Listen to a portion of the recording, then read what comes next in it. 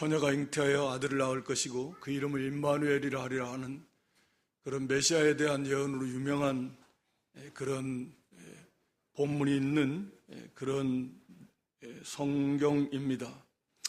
이 앞에 우리가 살펴본 대로 우시아의 손자 또 요담의 아들 아하스 왕 때에 북쪽 이스라엘, 그러니까 이때는 남유다와 북이스라엘이 지금 이미 갈라져 온 오랜 세월이 흘렀고, 그런 북이스라엘과 아람 나라가 연합해서 남유다를 공격해 들어오는 이제 그런 어려운 상황입니다. 그 배경은 말씀드렸고요. 정치적 배경은 반아수르 동맹을 맺자 아수르가 지금 강대국으로 부상하면서 지역의 나라들, 아수르 입장에서 아람이나 또 이스라엘이나 유다나 애굽이나 이런 나라들을 점령하려고 하는데 거기에 맞서서 우리가 동맹을 맺자 하는 것이고, 유다 아하스 왕은 거기에 동참하지 않는 것입니다.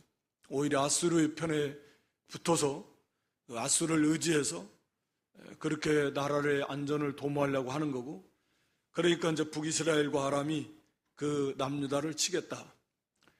그래서 그 정권을 없애버리고 자기들 말을 잘 듣는 그런 다브엘의 아들, 정확히 누군지는 알려져 있지 않지만 그 사람을 세워서 이 유다 나라를 다스리게 하고 자기들과 함께 하겠다.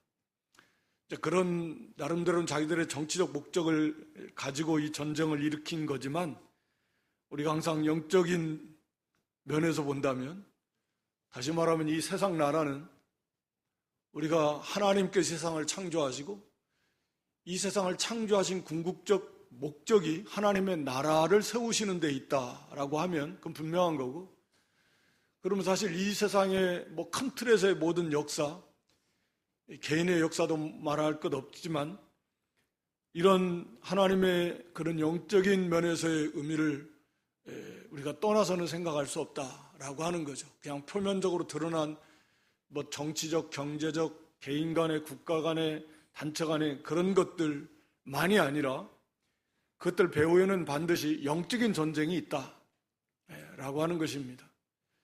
그러니까 여기에도 지금 사탄이 이 아람이나 북이스라엘은 타락한 교회를 실제로 타락했고 처음부터 끝까지 타락한 구약 교회를 나타내는 거고, 말세에도 그럴 것이고, 타락한 교회, 예를 들자면 천주교 같은 경우가 대표적으로 지금 타락한 이단 말고 이단에 가깝지만 우리가 가톨릭 보편적 하나 된 교회로서 같이 출발했던 건데 초대교회가 이제 그게 너무나 타락해 가니까 거기에서 종교개혁을 통해서 우리가 개신교가 이건 아니다, 성경으로 돌아가자, 솔라를 표현해서 오직 하나님 영광, 오직 믿음, 오직 성경, 오직 예수 그리스도, 그 모토를 가지고 종교개혁을 해서 하나님을 바로 섬기려고 나온 게 개신교잖아요. 오늘날 우리가 말하는 기독교. 그리고 초대교회부터 이어져 온 그 점점점 타락에서 오히려 그 종교개혁을 시도하는 많은 당시에 하나님 백성들을 핍박하고 악랄하게 죽이고 이런 자들이 결국 기존의 그러한 교회 교권주의자들이고, 그들이 계속 흘러서 오늘날에 지금 천주교에 그냥 이어져 내려오는 거죠. 완전히 타락하고 성경에서 너무 멀리 벗어나 버린 그런 우상 이방 그런 종교와 같이 돼버린 것이고,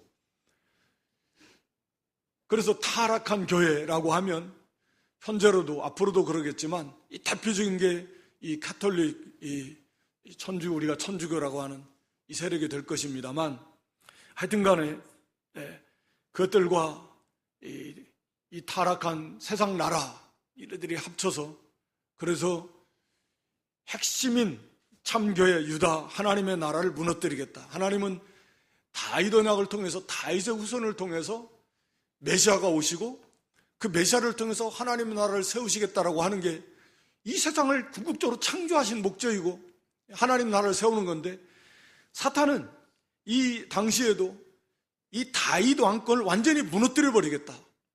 더 이상 다윗의 자손이 왕에 세우지 않겠다. 그러니까 하나님의 구원의 역사를 막아버리겠다, 실패하게 하겠다라고 하는 것이 보이지 않는 그 배후에 역사하는 사단의 역사라는 거죠. 오늘 새벽에도 그런 말씀드렸는데, 지금도 이 흐름이, 그러니까 뭐 국가 간의 전쟁, 거기에 무슨 뭐 영토 실제적인 전쟁도 지금 일어나고 있고, 경제 전쟁은 뭐 말할 것 없이 일어나고 있고, 사상적 그 이면에 영적 전쟁이라고 할 수 있는 거죠. 핵심은 그런 것들을 통해서 하나님의 나라, 교회를 무너뜨리는 데 있다 라고 하는 것입니다. 그런 의식을, 바른 분별력을 가지고 볼 줄 알아야 된다.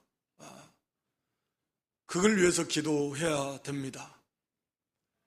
그래서 지금 우리나라는 굉장히 혼란하고 어지럽고 어려운데, 중요한 것이 뭐냐면, 제가 볼 때는 우리 대한민국이 세계 선교에 아주 큰 두 축이 있다라고 하면 그 한 축을 담당하고 있는 것이 대한민국이고, 이 대한민국이 잘못되면 말할 필요도 없이 한국 교회는 엄청난 그런 시련에 직면하게 될 것이고, 그리고 인해서 이 세계 선교에 막대한 지장을 가져오게 될 것이다.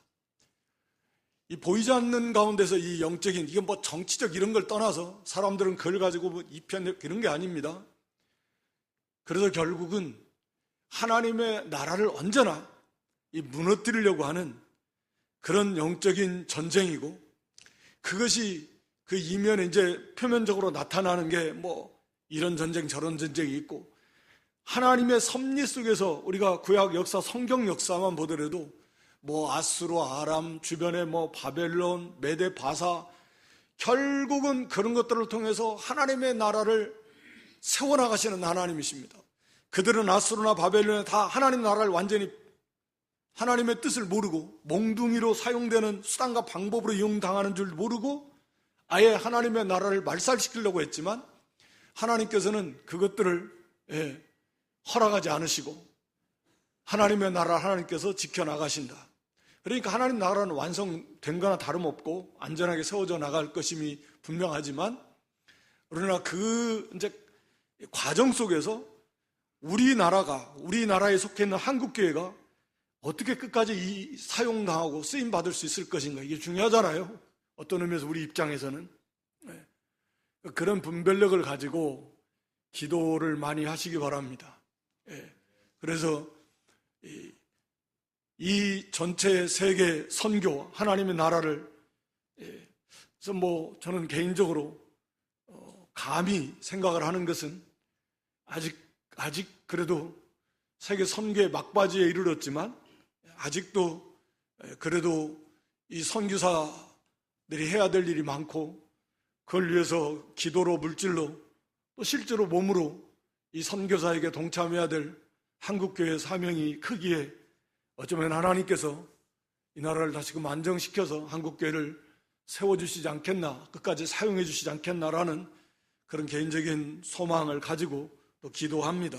여러분도 하여튼 오늘 여기 그것을 무너뜨리겠다. 이들은 유다 정권을 무너뜨리지만 사실은 그것은 하나님의 나라를 무너뜨리겠다라는 거예요.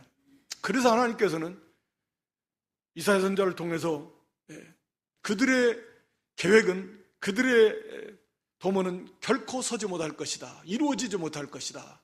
그러니까 걱정하지 말고 두려워하지 마라. 하나님께서 약속하신 이 다윗 왕통은 무너지지 않을 것이다. 하나님의 약속이 있기에 하나님께서 지켜주실 것이다. 그리고 어찌됐든 이 남유다는 북이스라엘과 비교하면 아스 왕도 심히 악한 왕이고 타락한 왕이지만, 그래도 어찌됐든 참 교회고 하나님의 언약이 있는 그런 하나님의 나라란 말이에요. 그렇기 때문에 하나님께서 그 하나님의 약속에 의해서 이 유다 나라를 하나님이 세우시려고 하는 것이고 지켜주시려고 하시는 것입니다. 그래서 이사야 선자를 통해서 걱정하지 말라, 결단코 그들의 계획은 이루어지지 못한다, 연기나는 두 부직갱이 그루터기에 불과한 아무 힘이 없다 말씀하면서 하나님을 굳게 믿으라. 거기 9절 하반절에 보면 만일 너희가 굳게 믿지 아니하면 너희는 굳게 서지 못하리라. 하나님의 말씀을 굳게 믿으라는 거예요. 그렇지 않으면 그 믿음에 굳게 서면 되는데 그 믿음에 서지 않으면, 즉 하나님을 믿지 않으면 하나님 믿지 않는 거예요. 하나님의 존재 자체를 부인하고 하나님의 능력을 믿지 않고, 그러니까 하나님께서 그 믿음 없는 것을 도와주시려고 징조를 구하라. 거기 10절, 11절에 그랬죠? 하나의 징조, 하나님께서 이 일을 해주실 것이다, 너희를 지켜줄 거다라고 하는 확신을 가질 만한 어떤 그런 징조. 그러니까 이것은 어떤 이적에 해당할 수 있겠죠. 징조라는 말 자체는 꼭 이적을 나타내는 건 아닙니다. 어떠한 일이 일어날 조짐, 뭐 그런 거잖아요. 사인으로 영어로 다 번역을 했고, 그런 일들이, 어떠한 일들이 일어날 전조 증상 같은 거, 그것을 이런 일이 일어날 것이다라고 하는 것을 알 수 있는 어떠한 현상 같은 거.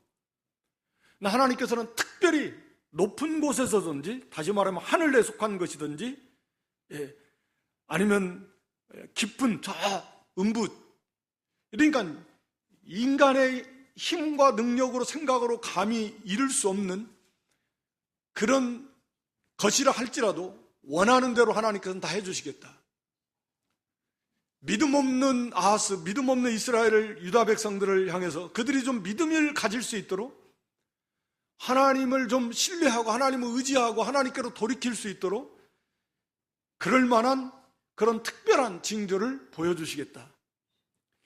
모세가 애굽으로 가라고 했을 때 모세가 자꾸 싫어하고 그래서 하나님께서 그거 불순종할 때 그들이 하나님 보낸 줄 어떻게 알겠습니까? 무슨 수로 내가 하나님 가라고 했다면 그들이 그걸 뭘 보고 그걸 인정하겠습니까?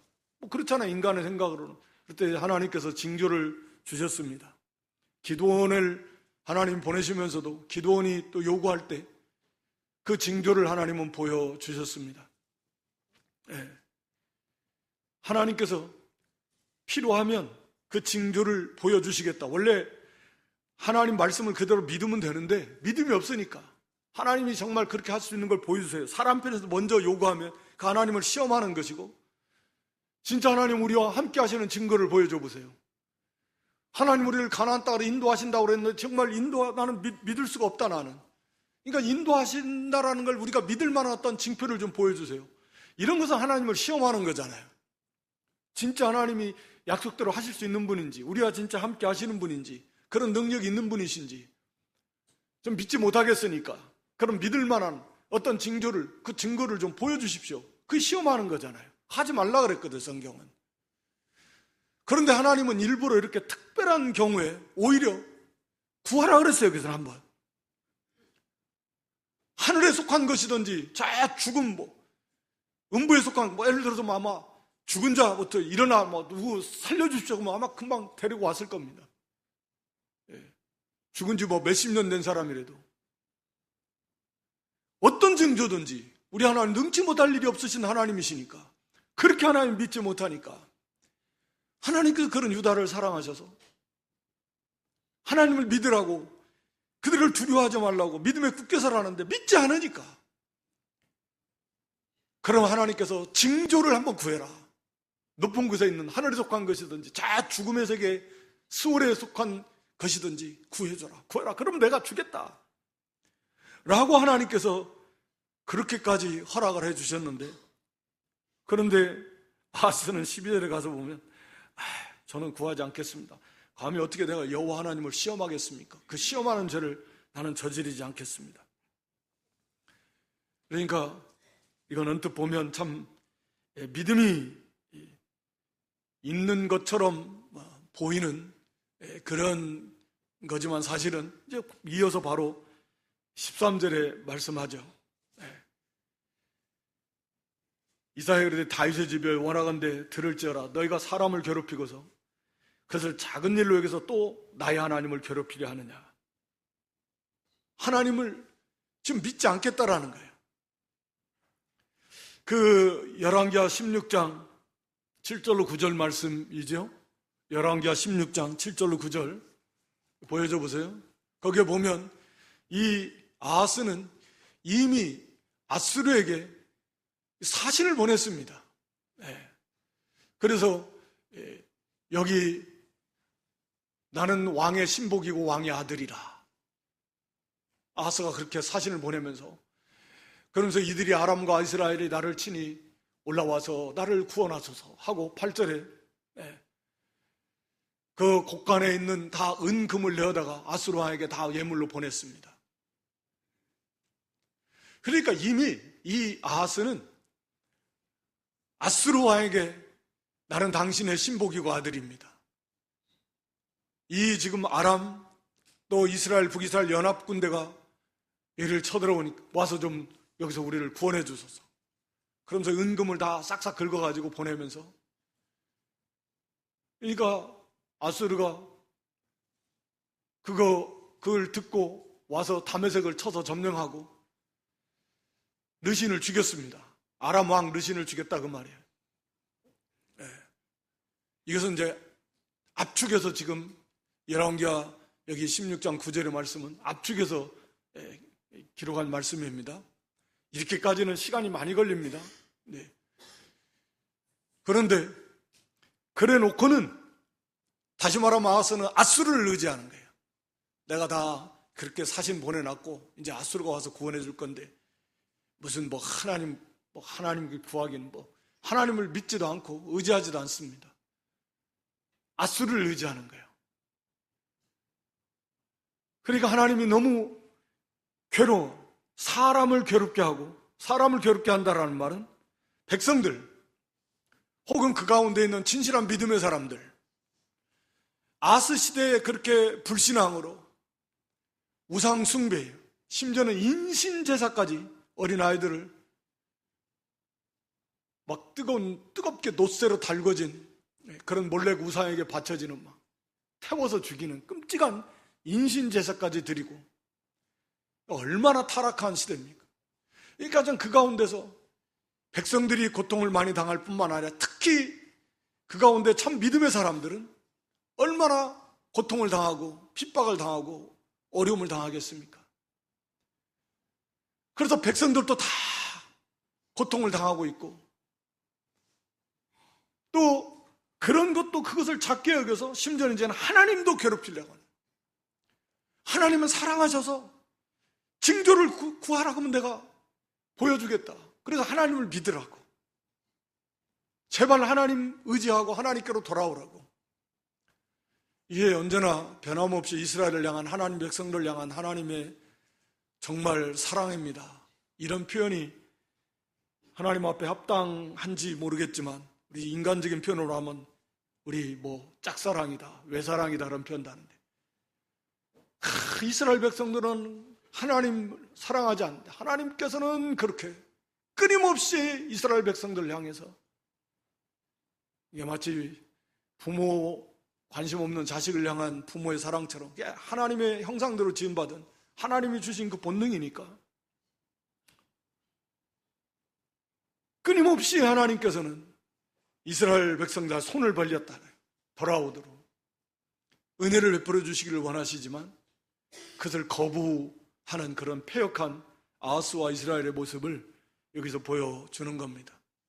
그러니까 이런 것들은 오늘날에도 우리가 말씀을 통해서 얼마나 많이 우리에게 하나님, 전심으로 하나님께로 돌아오라, 하나님만 의지하고 하나님만 의지하고 믿음으로 나아가라 하지만, 말씀드립니다. 아하스 시대에도 이사야 우리가 1장에서 살펴봤지만 이스라엘 백성들이 그 타락한 시대에 하나님을 형식적으로 안 섬기는 적은 없어요. 아예 그냥 하나님을 섬기는 그것은 제사는 안 드리고 우상만 섬긴다 이런 것이 아니에요. 하나님 섬겨요. 겉으로는 다 제사 드립니다, 번제도 드립니다, 속죄제도 드릴 것이고 화목제도 드릴 것입니다. 그런데 하나님만 섬기는 게 아니라 1월 성실 하늘의 황후, 바알, 아세라, 몰렉, 온갖 잡다한 우상들도 같이 섬기는 거예요. 하나님께 제사하고 또 우상에게도 제사하고. 하나님, 이게 무슨 하나님을 섬기는 거냐? 하나님을 안 섬기는 건 아니다. 그러니까 하나님을 형식적으로 섬기는데 말은 안 들어요. 오늘 우리 가운데도 하나님 앞에 나와서 말씀을 듣는데 왜 이 말씀대로 바로 서지 않냐? 그건 대부분의 경우는 연약해서 그렇게 하고 싶어 하는데 싸움에 지니까 그게 성도의 모습입니다. 그러나 개 중에는 혹 나에게 있는 돈, 나에게 있는 인맥, 여러 가지 세상과 세상에 속한 것들, 그런 것들 의지하면 되는데 세상 살아가는데 돈이면 다 되지. 돈이면 다 되잖아요.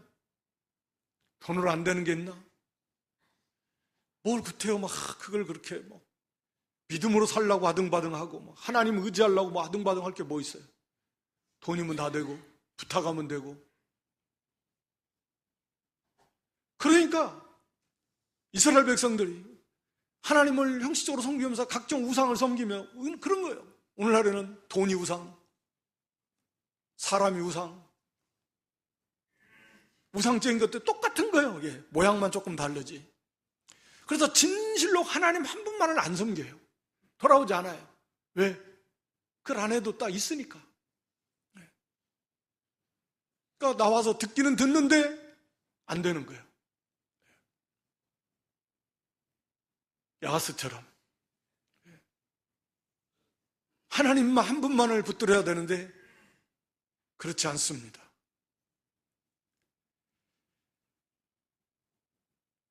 그래서 여기 9절 하반절에 기록한 대로 굳게 믿지 아니하면 결국 굳게 서지 못할 것입니다. 믿음에 서지 못하면 비참하게 될 것이다. 교회가 그렇게 될 것이고 개인의 성도가 그렇게 될 것입니다. 교회도 마찬가지, 똑같은 원리에서 마찬가지입니다. 말로는 주여 주여 하고 믿음 하고 하지만 정작 의지하는 것은 돈을 의지한다. 돈이면 되니까, 돈으로 다 해결하면 되니까, 또 사람 관계 속에서 그거 의지한다. 그럼 이제 비참하게 될 것입니다.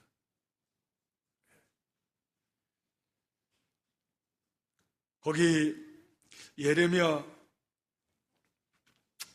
1장 17절 말씀에, 예레미야 1장 17절에 하나님께서 예레미야에게 사명을 주시면서 강하고 담대하고 두려워하지 말라. 이스라엘 백성들을 두려워하지 말라. 유다 백성들을 두려워하지 말라는 거예요. 예레미야 시대는 이미 북이스라엘은 망해버렸고 남유다도 이제 망하는 것을 눈앞에 두고 있는 시점이잖아요.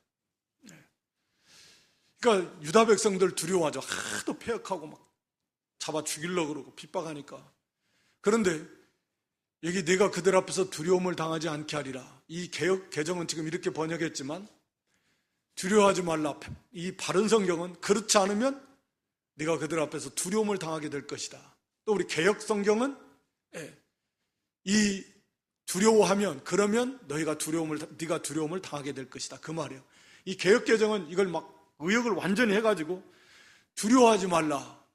네가 두려워하지 않는다라고 하면 두려움을 당하지 않게 하나님이 해주시겠다고 그렇게 의역을 했지만 실제적인 의미는 네가 두려워한다면 하나님을 굳게 붙들고 두려워하지 않아야 되는데 두려워한다면 두려움을 당하게 될 것이다. 두려운 일을 만나게 될 것이다. 그러나 두려워하지 말고 믿음에 굳게 선다라고 하면 결코 두려운 일을 만나지 않을 것이다. 그런 의미거든요. 그 예가 예레미야 27장에 나와 있어요. 27장 8절부터 쭉 나와 있는데 간략하게 말씀드리면 예레미야가 우리가 아는 대로 바벨론에게 항복해라. 그렇지 않으면 너희들 다 망한다 하니까 누가 좋아하겠어요? 이건 매국노나 같다. 너는 죽어야 된다. 이런 말을 하니까 그 8절 이하에 쭉 그게 나와 있는 겁니다. 그래서 너는 우리를 위해서 복을 빌어주지 않고 우리 보고 망하라고, 항복하라고? 그래야지 않으면 망한다고? 그러니까 예레미야를 죽이려고 그래요. 그러니까 예레미야 가서 뭐라고 합니까? 그래, 죽이려면 죽여라. 그렇지만 너희는 분명히 알아라, 이게. 하나님께서 반드시 이 피 흘린 죄값을 하나님 갚으실 것이다. 그리고 너희가 살 길은 그 바벨론에 항복하고 하나님 메어주신 멍에 매는 거, 예레미야가 담대하게 이렇게 두려워하지 않고 전했을 때 그들 중에서 어떤 일이 일어나냐면, 하나님의 이름으로 예언한 사람을 죽이면 안 된다. 그래서 예레미야를 죽이려고 했는데 오히려 거기 지도자들이 중에 몇 사람이 일어나서 예레미야를 옹호해서 오히려 예레미야를 건져냈습니다. 죽이지 않았어요. 그런데 거기에 우리아가 나옵니다. 쭉 밑으로 쭉 내려보세요. 이 방송실. 예. 그래서 밑으로 쭉 더 내려보세요. 마지막 24절에 가서 보면, 예.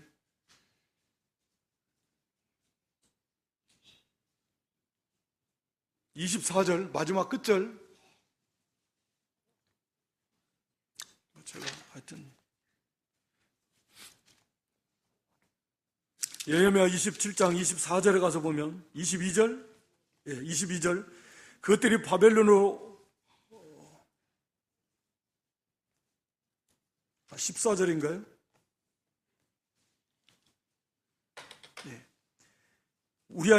우리아가 나오는데,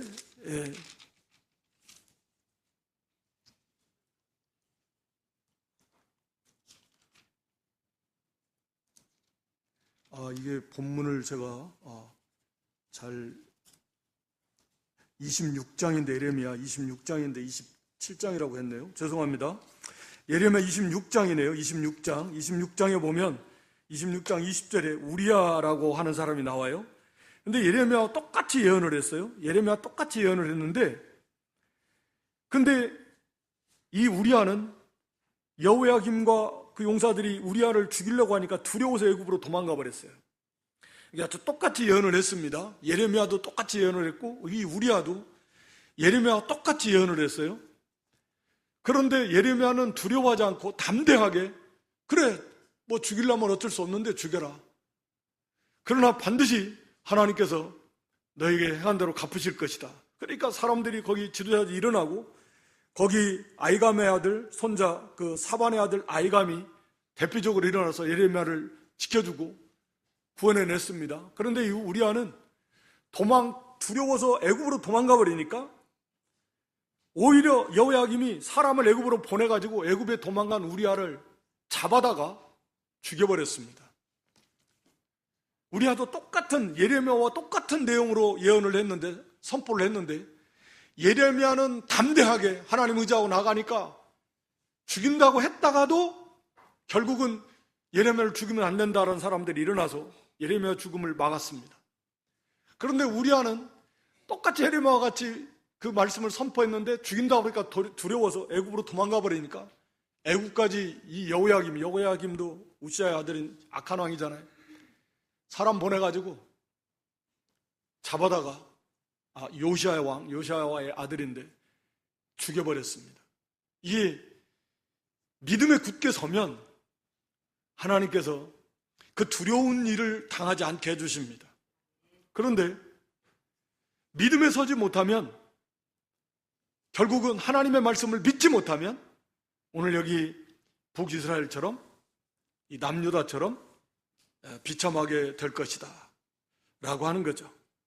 오늘 여기 본문으로 돌아와서 7장 14절에 그러므로 주께서 진 징조를 너에게 주실 것이라. 보라, 처녀가 잉태하여 아들을 낳을 것이요 그의 이름을 임마누엘이라 하리라. 네. 그러므로 하나님께서 친히 징조를 주시겠다. 징조를 구하라고 그러는데 하나님을 믿지 않으니까 구하지 않아요. 그러니까 하나님께서 징조를 주시겠다.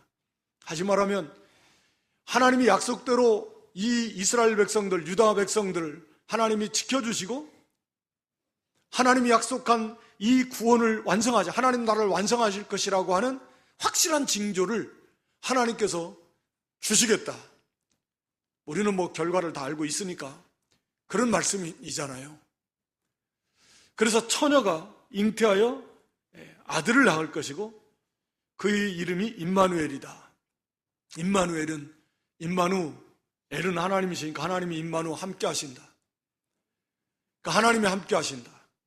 그러니까 이 임마누엘은 이름이라기보다는 이름을 임마누엘이라 한다 그랬는데 이름은 예수, 자기 백성을 저희 죄에서 구원하실 자. 그런데 그 예수님의 속성이 임마누엘이다. 함께 하시는 하나님이시라는 거죠. 하나님이 동정녀 천의 몸을 통해서 아이로 이 땅에 태어나는 그 징조, 임마누엘, 함께 하시는 하나님이 함께 하시는 거죠. 그분이 하나님이시다.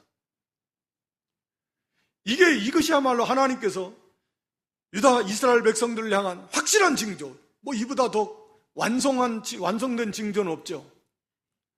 하나님께서 지금도 마찬가지고 아직 완성된 건 아니지만 하나님 나라가 완성을 향해 가고 있는 것이고 가장 확실한 가장 중요한 그런 징조, 성취된 완성된 그 예수 그리스도 탄생과 예수님의 십자가 부활,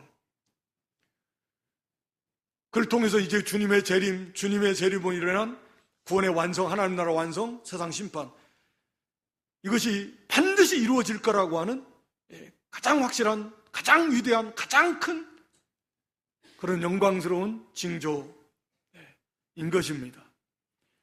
그러니까 믿지 않는 이 이스라엘을 향해서, 유다 백성을 향해서 하나님께서 친히 이 징조를 주셨습니다. 그런데 사실은 이 본문이 우리가 성경에 해석하기 어려운 본문들이 많이 있는데 그 중에 대표적인 것 중에 하나가 바로 이사야 7장 14, 15절입니다. 그래서 이게 일치된 견해를 내기가 참 어려운, 굉장히 해석하기가 어려운 그런 본문입니다, 사실은. 그래서 저도 사실은 고민을 참 많이 했는데, 이게 이건 분명히 메시아에 대한 예언인 것은 여기에 대해서는 이론이 없습니다. 그건 분명한 것인데, 문제는 이제 15절, 16절의 문제예요. 이 문제, 이것을 어떻게 해석하느냐의 문제인데,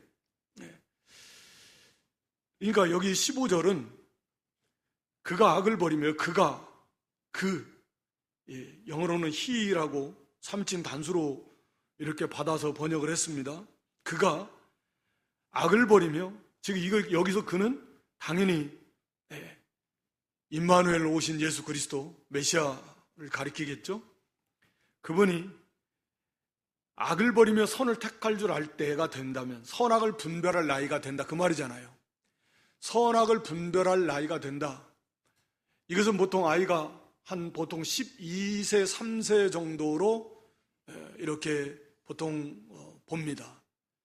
그러니까 어느 정도의 아이가 기본적으로 저건 나쁜 것이다, 저건 좋은 것이다 라는 것 정도를 구별할 정도의 나이, 선악을 그런 선택할 줄 알 때가 될 때까지, 이런 거예요. 알 때가 되면 악을 버리고 선을 택할 줄 알 때가 되는 나이가 되는 때까지. 그러니까 메시아가 오셔서 탄생하셨을 때, 그리고 어린 유년 시기에 그렇게 자라나실 때 엉긴 젖과 꿀을 먹을 것이다. 개역에서는 이거 다 엉긴 젖을 버터라고 번역을 했는데 이건 다 그냥 엉긴 젖으로 번역을 했습니다. 버터와 꿀을 먹는다. 그러니까 이 말은 이게 부정적인 면도 있고 긍정적인 면도 있어요. 오늘 밑에 가서도 이런 표현들이 버터와 꿀, 즉 엉긴 젖과 꿀이 또 나오는데, 이게 부정적인 면은 뭐냐면, 맨날 버터와 꿀을 먹으면 질려서 어떻게 먹어요? 하루에 꿀 드셔보셔요. 그거 속이 애려서 많이 못 먹습니다. 그 버터 엉긴 젖을 그걸 얼마나 먹습니까? 빵을 먹어야죠. 우리는 밥이고 저 사람들은 빵인데, 빵도 먹고 채소도 먹고 고기도 먹고 이렇게 먹어야지. 무슨 먹을 것이 버터와 꿀밖에 없다 이거예요. 양봉이 있는 게 아니까 야생 꿀. 그 다음에 이제 젖을 저어서 버터를 만들어서, 이거니까 이것은 상당히 억압된 상태예요. 풍요로운 상태가 아닙니다. 메시아가 탄생하실 그 당시의 환경 자체가 상당히 억압되어 있는, 그렇지만 그런 가운데서도 하나님 백성들을 하나님이 이 꿀과 젖으로 먹이시겠다, 그런 것이 같이 공존해 있는 표현입니다.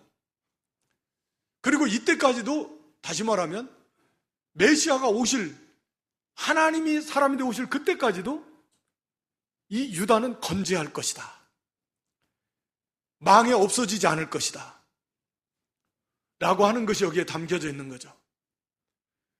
그리고 예수님 탄생하실 당시의 그 환경 자체가 넉넉하지 않아요. 억압 상태에 있을 것이고, 그렇게 꿀과 야생 꿀이죠, 그런 젖을, 엉긴 젖을 먹을 건데 풍요롭게 다양하게 먹을 수 없는 그런 환경이고, 그럼에도 하나님께서는 그걸 먹여주실 것이다 라는 의미인데, 그래서 하나님께서 이 징조를 이때로부터 약 700년 후에 성취가 되잖아요. 이것을 하나님이 주시는 거예요, 온 하나님 백성들을 향해서.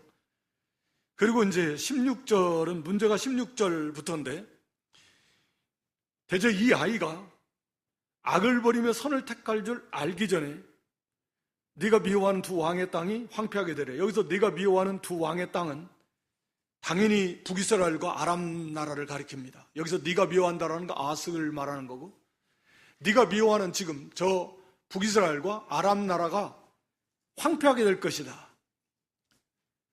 그런데 이 아이가 누구냐 이거예요. 이 아이가 그럼 메시아인가? 이걸 메시아라고 보는 해석도 있고, 우리 이제 여기 공과나 이병규 목사님은 이게 8장에 가서 보면 임마누엘이 이제 이스라엘 유다 백성들을 향해서 임마누엘이다 이렇게 해서 이건 유다 백성들을 가리킨다 이렇게 이제 해석을 하는데, 그러니까 어떤 해석을 해도 이게 다 완전하지가 않아요. 그렇게 해도 문제가 생기는 겁니다. 왜냐하면 이어지지가 않아요. 이 아이가 악을 버리며 선을 택할 줄 알기 전에 네가 미워하는 두 왕의 땅이, 다시 말하면 이 아람과 북이스라엘이 황폐하게 될 건데, 다시 말하면 이게 아람은 여기서부터 이 예언이 주어진 뒤로부터 2년 뒤에 아람 나라는 아수르에 의해서 망합니다. 그리고 그 2년 뒤에 이 이스라엘 북이스라엘 왕 베가도 죽습니다. 누구에게 죽냐면 호세아, 북이스라엘의 마지막 왕 호세아에 의해서 반역이죠. 그러니까 반역을 해서 이 북이스라엘 왕 베가가 죽습니다. 2년 후에. 그러니까 아람 나라가 망하는 것도 주전 732년이고, 그 다음에 북이스라엘 왕 베가가 죽는 것도 주전 732년이고, 그 뒤로부터 약 11년 지나서 아수르에 의해서 북이스라엘이 망하게 됩니다. 주전 722년에. 그래서 여기에서 그나마 이게 가장 이해하기 쉬운, 받아들이기 좀 쉬운 그런 해석은, 이게 16절에 이 아이는 15절에서는 그가 라고 말했고, 여기서 이 아이는 그냥 딱 지정한 이 아이입니다. 그 아이라는 말이죠. 그 아이, 더 차일드. 이렇게 영어는 그렇게 번역했습니다. 그 아이. 이 지명한 아이. 이게 누구냐? 그러면 그 앞에 이 7장, 거기 자기 아들 선지자 이사야에게 네 아들 그 수알랴숲과 함께, 거기 3절에 그랬죠?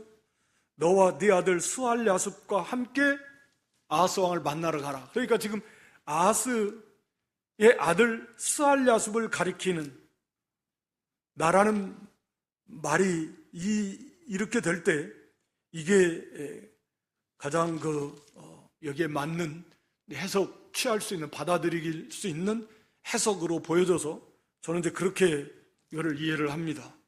뭐 여기에 대해서 다르게 생각해도 그건 그럴 수 있다 하는데, 그래서 이 15절과 16절은 별개의 것이에요. 그러니까 하나님께서 믿지 않는, 믿음이 없는 이스라엘을 향해서 메시아에 대한, 동정녀 탄생에 대한 그런 징조를 약속하셨고, 그리고 믿음이 없는, 하나님을 믿지 않는 이 지금 아하스를 비롯한 그 남유다에 대해서 하나님은 이 스알랴숲과, 즉 이사야 아들이죠. 그 다음에 8장 1절에 가서 이하에 가서 보면 이사야가 새로운 아들이 또 태어나는데 마알살랄 하서바스 이름을 그렇게 지어요. 태어날 아이, 그 다음에 이미 태어나 있는 이 스알랴숲, 이 아이들을 징조로 사용합니다. 이 징조는 복된 징조가 아니에요. 남유다를 하나님이 심판하시겠다라고 하는 그런 징조입니다. 그래서 이 아이의 나이는 대략 한 10세 정도, 10살 정도, 스알랴숲은. 그래서 이 아이가 악을 버리고 선을 택할 줄 아는 나이가 될 때까지, 다시 말하면 앞으로 한 2, 3년 이내. 그러니까 이 스알랴숲의 나이는 약 10세 정도 됐을 것이다. 그리고 앞으로 이 아이가 12, 3세가 되기 전에, 이해하기 쉽게 말하면 앞으로 2, 3년 이내에 네가 미워하는 저 아람 북이스라엘 땅은 황폐하게 될 것이다 라고 하는 그런 하나님의, 그래서 이 스알랴숲을 데리고 간 목적이 여기에 있는 거예요. 그렇지 않으면 왜 하나님께서 이사야 선지자를 그 아들 스알랴숲을 데리고 가서 아하스를 만나서 말하게 하겠는가? 그래서 이 스알랴숲을 통해서, 스알랴숲의 이름이 뭡니까? 이름의 뜻이 남은 자가 돌아온다. 남은 자가 돌아온다라는 뭐예요? 다 죽고 잡혀가서 겨우 남아있는 사람만 돌아와서 회복된다, 그런 의미잖아요.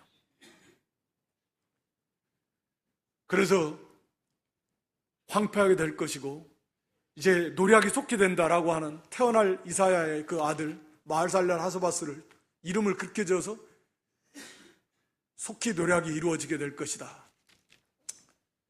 그러면서 동시에 여기 17절 이하에서는 뭐라고 하냐면, 이제 북이스라엘과 아람 나라가 황폐하게 되는 것은 맞다.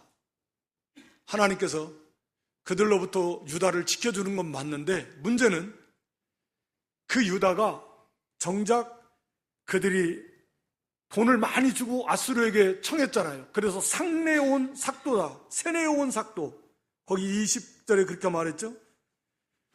하수 저쪽에서 세내온 삭도, 돈 주고 사왔다 그 말이잖아요. 그러니까 아하스 왕이 돈을 잔뜩 줘서 아수르 군대를 초청했지 않습니까? 제발 좀 와주십시오.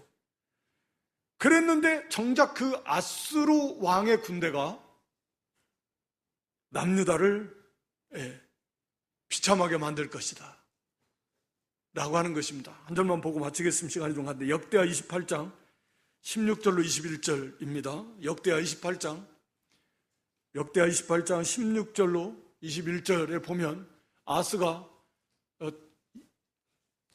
19절 20절 보세요. 20절 보여줘 보시고요. 이 아수르 왕 디글랏빌레셀이 그에게 이르렀으나 돕지 아니하고 도리어 그를 공격하였더라. 21절에요. 아하스가 여호와의 전과 왕궁과 방백들의 집에서 재물을 가져다가 갖다 바쳤는데 유익이 하나도 없었더라. 결국은 세는 악수로 의해서 남유다가 엄청난 고난을 받게 될 것이고, 우리가 아는 대로 이 히스기야 때에 아수르가 침공을 하지 않습니까? 그래서 예루살렘 성 하나 남았어요. 다 짓밟히고. 그래서 결국 그들이 이제 망하기는 망해서 돌아가지만, 그렇게 아수르에 의해서 엄청나게 짓밟힘을 당하게 될 것입니다.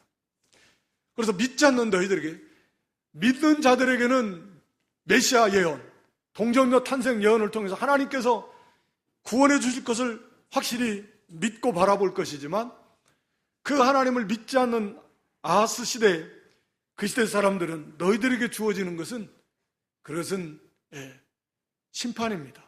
아수르를 의지했는데 정작 그 아수르에 의해서 그들이 망하게 될 것이다. 망하는 것은 바벨론에 의해서 망하지만 비참하게 쫄딱 아수르에 의해서 짓밟히게 될 것이다 라고 하는 것을 말씀하고 있습니다.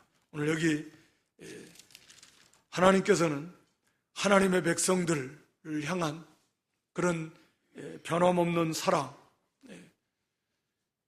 그래서 하나님께로 돌아오라고, 하나님만 굳게 붙들으라고, 그러면 된다고, 그렇게 끊임없이 손을 벌리시고 기다리시고 또 말씀하시지만 아하스 시대처럼 우리도 하나님 말고 의지하는 것들이 있어가지고 하나님 의지하지 않고 하나님 구하지 않고 돈 의지하고 세상 또 세상에 속한 것들 의지하고 그렇게 나아가면 이제 비참하게 될 것입니다.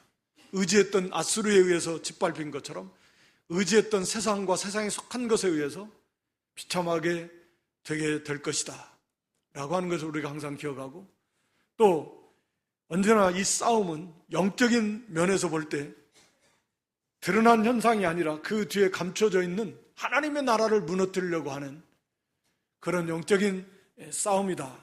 그것이 가장 중요한 거죠. 우리는 그것을 분별해내서 이 시대에 우리가 깨어서 이렇게 하나님의 나라를 위해서 기도하고, 우리도 온전히 다른 것 의지하지 말고 하나님만, 하나님 말씀만 붙들고 믿음에 굳게 서서 그래서 나아가면 두려운 일이 결단코 두려워하지 않는, 두려워한 일이 두렵지 않은 그런 일이 될 것입니다. 그런 승리하는 믿음들이 될 수 있기를 주님의 이름으로 축원합니다.